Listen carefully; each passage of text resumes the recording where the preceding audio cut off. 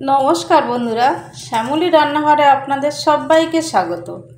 প্রতিদিনের মতন আমি আবার চলে এসেছি। এখানে আমি আজকের বানাবো ভাত ভাজা।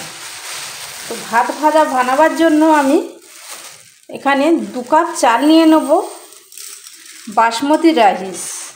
আপনারা যে কোনো চাল নিয়ে বানাতে পারেন, বা অনেক সময় বাসি ভাত থেকে যায়, সেই ভাত দিয়েও অনেক বন্ধুদের দেখেছি ভাত ভাজা করে নেয়।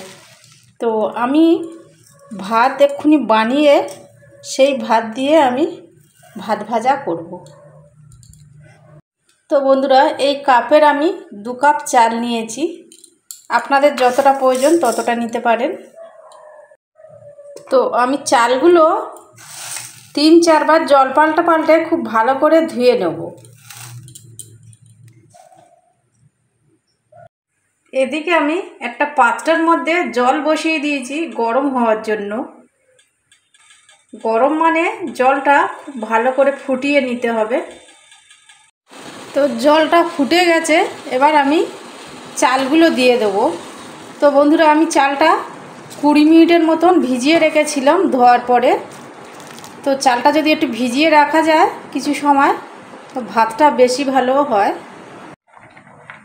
তো ভাতটা হয়ে গেছে, এবার আমি নামিয়ে নেব। তো এখানে আমি একটা ছিদ্র থালা নিয়েছি, ছিদ্র থালার মধ্যে ভাতটা ঢেলে দিলাম। তাহলে ভাতের মাড়গুলো থেকে ভাতটা আলাদা হয়ে যাবে।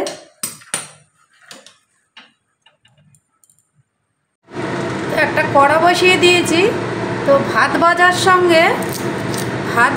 সঙ্গে কিছু উপকরণ দেব। তো বন্ধুরা সঙ্গে থাকুন, দেখতে থাকুন। তো কড়াতে আমি সাদা তেল দিয়েছি। এখানে আমি 2টো ডিম ভেজে নেব। তো বন্ধুরা, ডিমগুলো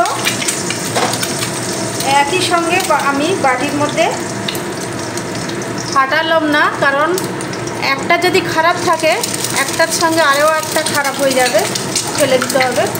আমি একটা একটা করে আলাদা করে ফাটিয়ে নিয়ে কড়াতে দিয়ে দিলাম। তো ডিমগুলোর সঙ্গে আমি একটু নুন ছিটিয়ে দিলাম, দিয়ে গুঁড়ো করে ভেজে নেব। তো বেশি কড়া করে ভাজবো না, হালকা হালকা ভাজবো।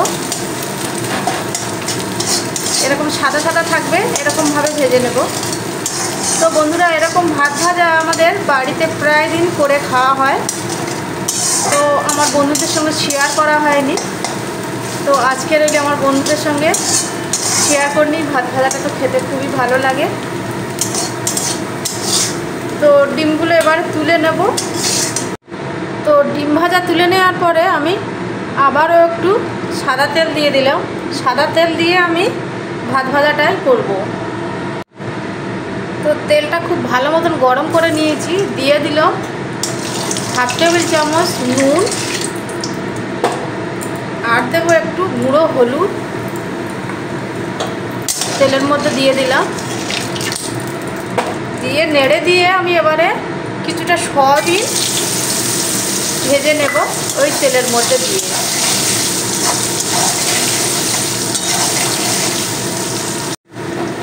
তো সয়াবিনগুলো ভাজা হয়ে গেছে, সয়াবিনগুলো তুলে নেব।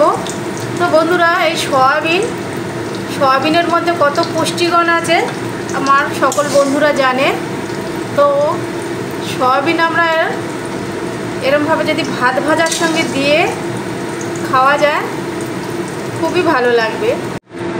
তো আরও আমি একটু তেল দিয়ে দিলাম, সয়াবিন ভাজার পরে যেটুকু তেল ছিল আরও একটু দিলাম। তো এখানে আমি দেব এখন 2টো শুকনো লঙ্কা, একটু দারচিনি, 3টে এলাচ ফাটিয়ে নিয়েছি। এলাচগুলো নিয়ে আমি একটু তেলের মধ্যে দিয়ে দিলাম। এখানে আমি লংটা দিলাম না। তো এখানে আমি বেশ কিছুটা পেঁয়াজ নিয়েছি। আমি এখানে মাঝারি সাইজের 4টে পেঁয়াজ নিয়েছি।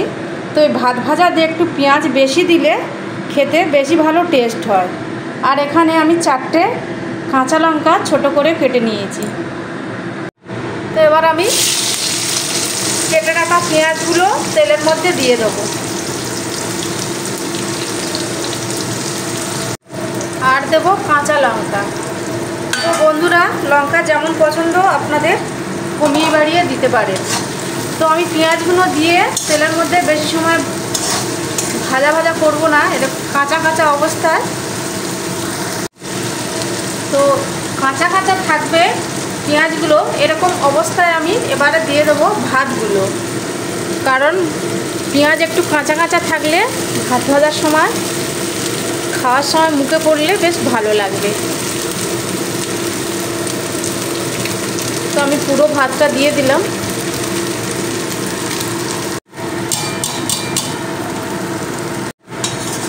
দিয়ে আমি কিছু সময় ভাজা ভাজা করে নেব।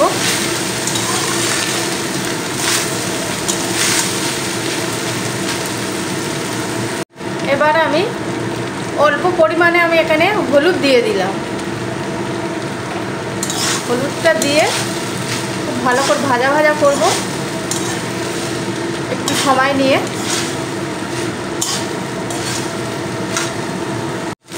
এবারে আমি পরিমাণ মতন এখানে নুন দিয়ে দেবো ভাতের সঙ্গে। তো বন্ধুরা, গ্যাসের ফ্লেমটা লো মিডিয়ামে রেখে এই ভাত ভাজাটা করবেন। তো আমি এখানে সাদা তেল দিয়ে রান্নাটা করছি, আপনারা তেলের জায়গায় ঘি দিয়েও বানাতে পারেন। তো আমাদের বাড়িতে ঘি খুব একটা পছন্দ করি না, ওই জন্য আমি সাদা তেল দিয়ে বানালাম। সাদা তেল দিয়ে খেতে খারাপ হয় না, ভালোই হয়। এইবারে দিয়ে দেবো সয়াবিন ভাজাগুলো। সয়াবিন ভাজাটা দিয়ে 2 মিনিট নাড়াচাড়া করার পরে দিয়ে দেবো ডিমগুলো।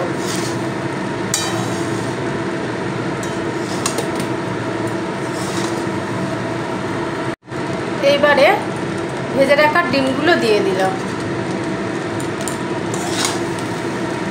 দিয়ে আবারও নাড়াচাড়া করে দেবো। তো বন্ধুরা,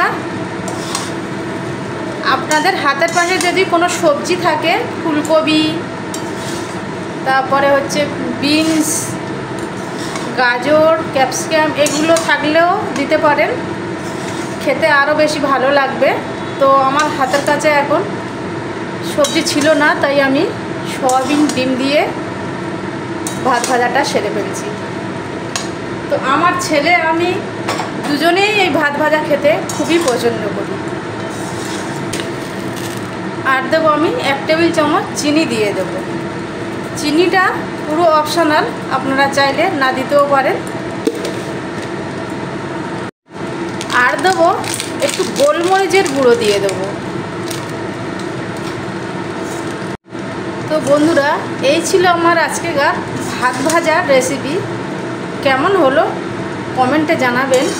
তো বন্ধুরা, এখনও একটা লাইক দিতে ভুলে যাচ্ছেন, আর দেরি না করে ঝটপট একটা লাইক দিয়ে দেবেন।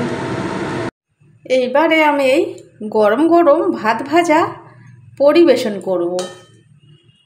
তো বন্ধুরা, এই ছিল আজকেকার আমার ভাত ভাজার রেসিপি। আপনাদের কোনো অংশে একটু হলেও যদি ভালো লেগে থাকে, বন্ধুবান্ধবের সঙ্গে বেশি বেশি করে শেয়ার করবেন। তো বন্ধুরা, দেখতে যতটা সুন্দর হয়েছে ততটাই খেতে দুর্দান্ত লাগবে। তো গরম গরম ভাত ভাজা এরকম আপনারাও খুব কম সময়ের মধ্যে এরকম করে বাচ্চা কাচ্চা সবাইকে খাওয়াতে পারবেন। ছোট বাচ্চারা তো এরকম ভাত ভাজা থাকলে খুশি মনে খাবে।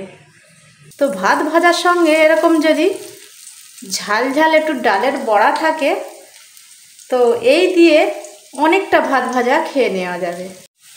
তো বন্ধুরা, আমি বড়াগুলো ভেজে নিলাম, বেশ লাল লাল করে ভেজে নিয়েছি কড়া মতন। দারুণ লাগবে খেতে, আপনারাও এভাবে বানিয়ে নিতে পারেন। তো এই যে বড়াটা বানালাম, এটা এমনি প্লেন সাদা ডাল ভাতের সঙ্গে খেতেও দারুণ লাগে, এমনি চায়ের সঙ্গেও, টিফিনে চায়ের সঙ্গে খেতেও ভালো লাগবে। এই বড়াটা অনেক কিছুর সঙ্গে খেতে ভালো লাগে। তো আমার অনেক বন্ধুরা প্রতিনিয়ত আমার ভিডিও দেখছেন, কিন্তু এখনও সাবস্ক্রাইব করতে ভুলে যাচ্ছেন। তো বন্ধুরা আর দেরি না করে সাবস্ক্রাইব করে আমার এই ছোট্ট চ্যানেলের পাশে থেকে যাবেন। হ্যাঁ, বেল বাটনটি টুং করে বাজিয়ে দেবেন, তাহলে আমি যখনই এরকম নিত্য নতুন রেসিপি দেবো সবার আগে আপনাদের কাছে পৌঁছে যাবে। তো সবাই সুস্থ থাকবেন, খুব খুব ভালো থাকবেন।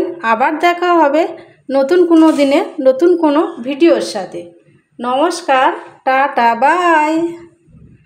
তো বন্ধুরা, এরকম গরম গরম ভাত ভাজা খেতে কার না ভালো লাগে।